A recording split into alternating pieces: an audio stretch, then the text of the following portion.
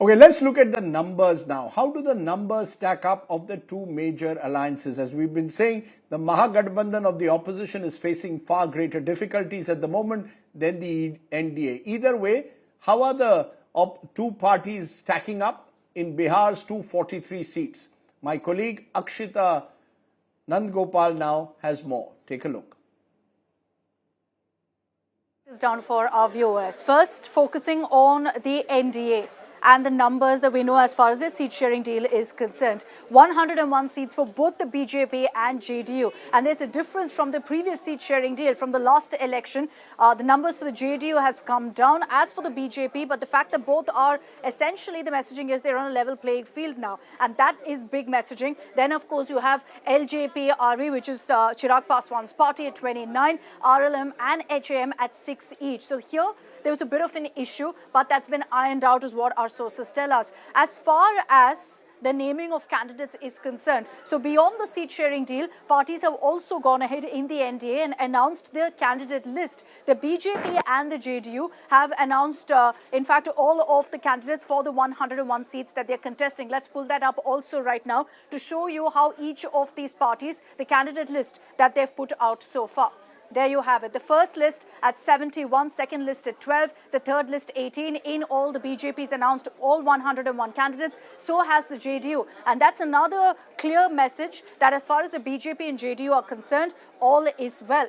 Now, let's also pull up the next set here of the other allies in the NDA. As far as Chirag Paswan's party is concerned, the first list at 14, remaining 15, though we're just getting in that news break that they've now announced all the candidates for all 29 seats. As far as the HM is concerned, they've released for 6 candidates at this point. But Jitin Ram Manjhi also says that he will go ahead and field candidates in Bodh Gaya and Magdampur, which are seats that are reserved for Chirag Paswan. So we'll have to see how that plays out. The RLM so far has also gone ahead and named their candidates for all 6. Important messaging here that all is well in the NDA when they've gone ahead and named those candidates. There's only that one hiccup of Jitin Ram Manjhi saying, look, we will go ahead and throw a spanner in the works in those 2 seats by going ahead and fielding our own candidates.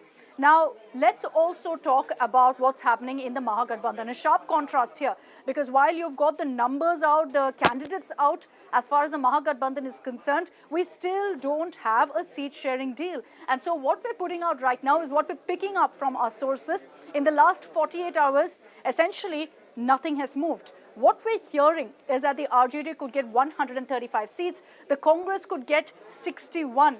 The VIP at 16, though there's a big question mark really on VIP and Mukesh Sahni on whether he's going to be a part of the Mahagatbandhan or not. And then you have the left, which is at about 29 to 31 seats. This is what sources tell us. But clearly, there are a couple of contentious issues, which is why nothing's moved forward on that front and there's no finalization of those numbers. The other aspect of this is, of course, over the CM face. All allies except the Congress are on board with Tejasvi Yadav being portrayed as the CM face. Sources do tell us that the Congress right now is kind of hesitating to go ahead and name Tejasvi Yadav.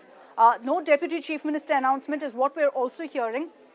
But one of the sticking points is also on the Deputy CM, because we know that Mukesh Sahni has been pitching that there should be an announcement that he will be the Deputy Chief Minister, which, of course, the other allies are not willing to do.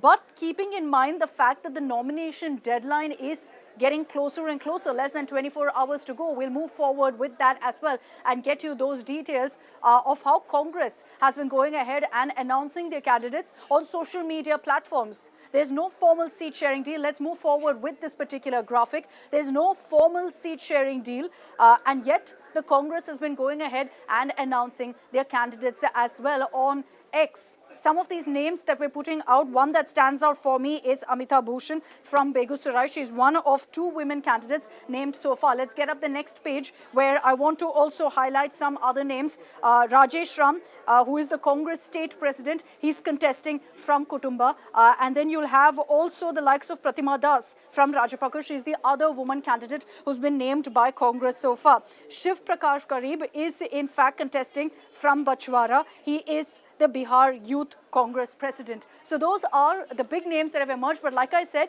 these are candidates who've been named on a social media platform on X by the Congress. And that's because no seat sharing deal has been finalized. So they're going ahead and naming these candidates as is.